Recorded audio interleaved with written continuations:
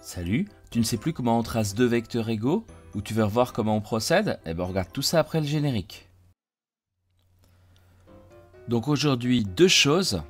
La première, c'est sur carreau. Donc quand on a déjà un premier vecteur tracé et qu'on cherche à en obtenir un deuxième qui est égal au premier, pour par exemple constituer une translation d'une figure, eh bien, il suffit de compter les carreaux. 1, 2, 3, 4, 5, 1, 2, et on reproduit ce mouvement, cette chorégraphie, ce qui correspond aux coordonnées du vecteur, en partant de nouveaux points.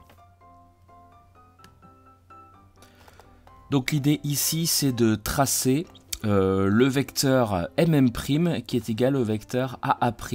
Alors comment on s'y prend quand on est sur quadrillage? Eh bien on commence à regarder le déplacement, le déplacement qui permet de passer de a à a'. Donc on voit qu'horizontalement déjà 1, 2, 3, 4, 5 carreaux. On fait pareil à partir de m. 1, 2, 3, 4, 5. Et puis donc on en est là. On fait maintenant un déplacement vertical. On voit qu'on a deux carreaux verticalement à faire. Et bien on le fait de la même manière à partir de là, et on obtient notre fameux point m', et ainsi notre vecteur égal. Donc en fait, les nombres dont on vient de parler, c'est ce qu'on appelle les coordonnées. Les coordonnées du vecteur aa', c'est 5, 2, et les coordonnées du vecteur mm', c'est aussi 5, 2, ce qui fait que les deux vecteurs aa' et mm' sont égaux. Concernant maintenant le tracé sur papier blanc, quand on a un premier vecteur aa' et qu'on cherche à obtenir un vecteur égal au premier bb', et ben en fait on construit le parallélogramme à la règle et au compas, règle non graduée. Donc on commence par prendre la longueur AB, par exemple, au compas, et on la reporte à partir de A'. Donc il faut lever ce compas.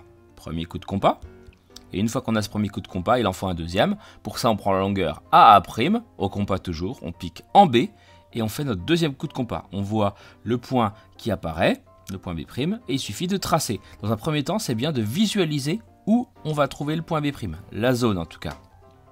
Je te montre ici comment on trace un parallélogramme ABCD. Ça va te servir à tracer des vecteurs égaux. Donc bon, là déjà deux séquentes, on place deux points, on a notre configuration. Donc on prend au compas un premier vecteur, on le reporte en levant le compas, on fait pareil avec l'autre, et puis il n'y a plus qu'à tracer à la règle non graduée, et on obtient un parallélogramme et du coup des paires de vecteurs égaux. J'espère que cette vidéo t'aura aidé à y voir un peu plus clair ou à retrouver la méthode pour tracer des vecteurs égaux. Si c'est le cas, n'hésite pas à la partager, à la liker. Abonne-toi si ce n'est pas déjà fait, puis moi je te dis à bientôt.